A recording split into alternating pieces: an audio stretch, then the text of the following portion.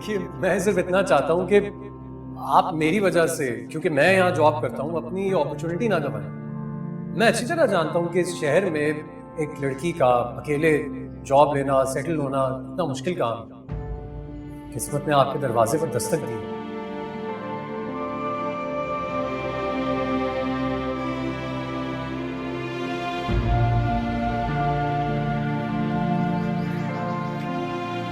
कहाँ जा रही हो?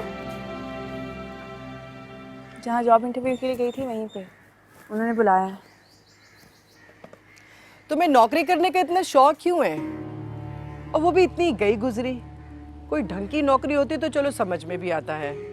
पहले तुम वो बस में धक्के खाती रही, कम बदनामी हुई, और अब ये तुम टेलीफोन ऑपरेटर की जॉब कर रही हो। डिग्री तो तुम्हारे पास कोई है नहीं कि तुम्हें कोई इज्जत वाली जॉब मिले।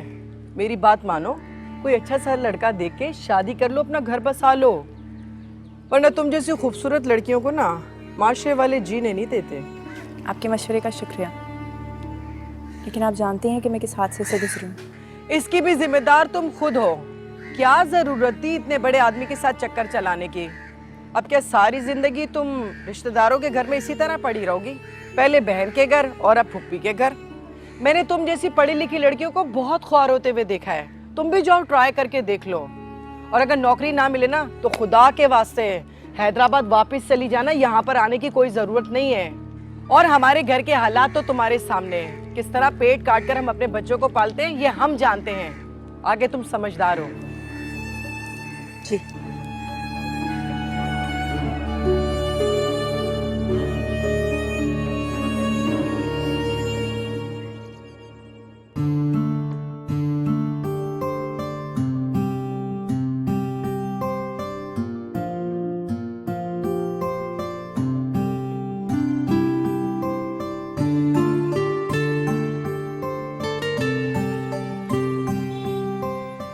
बहुत बहुत मुबारक हो बेटा, बहुत बहुत मुबारक हो। मुझे तो यकीन ही नहीं आ रहा कि इतनी आसानी से तुम्हें ये नौकरी मिल जाएगी। खूबसूरत लड़कियों के लिए नौकरी की कमी कहाँ है इस शहर में?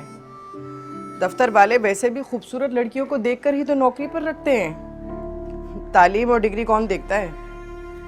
ये खुशी के मौके पे किस किस्म की बातें लेके बैठ गई तुम? यकीन एक मेहनती और ईमानदार लड़की है, और उसके मेहनत के सिले में ये नौकरी दी है उसको। वैसे तुम्हारी तनख्वाह कितनी है? जी 20,000। 20,000?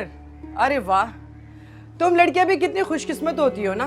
और एक ये रिजवान साहब हैं, पिछले 20 साल से सरकारी मुलाजिम हैं, लेकिन 25,000 रुपए में मैं इस घर का मीटर कैसे चला रही हूँ ये मैं जानती हूँ। बस कर दो, तुम्हारे तो दुखड़े ही खत्म नहीं होते। खुशी का मौका है, बच्ची को मुबारकबाद दो, मिठाई खिलाओ उसे। मुझे क्या जरूरत है मुबारकबाद देने की, जैसे मेरे लिए नौकरी कर रही है। फुप्पू मिठाई। खुश रहो बेटा, अल्लाह तुम्हें और तरक्की दे। बहुत बहुत मुबारक हो। बहुत मुबारक हो।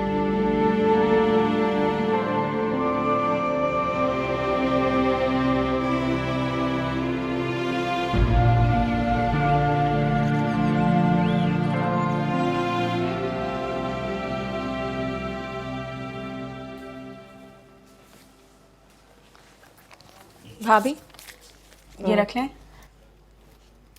ये क्या है? ये कुछ एडवांस है, दफ्तर वालों से लिया था। तुम मुझे क्यों दे रही हो?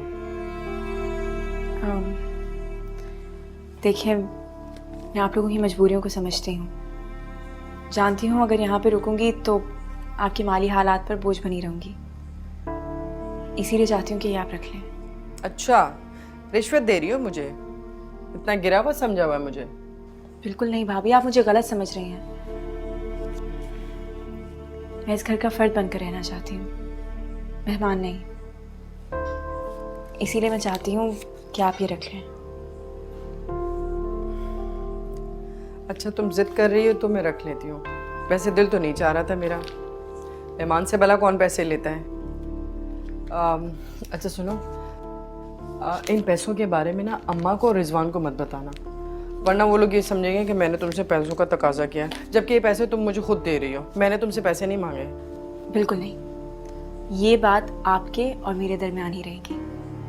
बल्कि मैं आपको हर माह अपनी आधी तनख्वाह भी दे दिया करूँगी, लेकिन आप भी इस बात का जिक्र घर में किसी और से मत कीजिएगा। चलो ठीक है, सही है। अरे नाश्ता तो करती जाओ। नहीं, मैं ऑफिस जा रही हूँ, वहीं पे फिर से कुछ मंगवा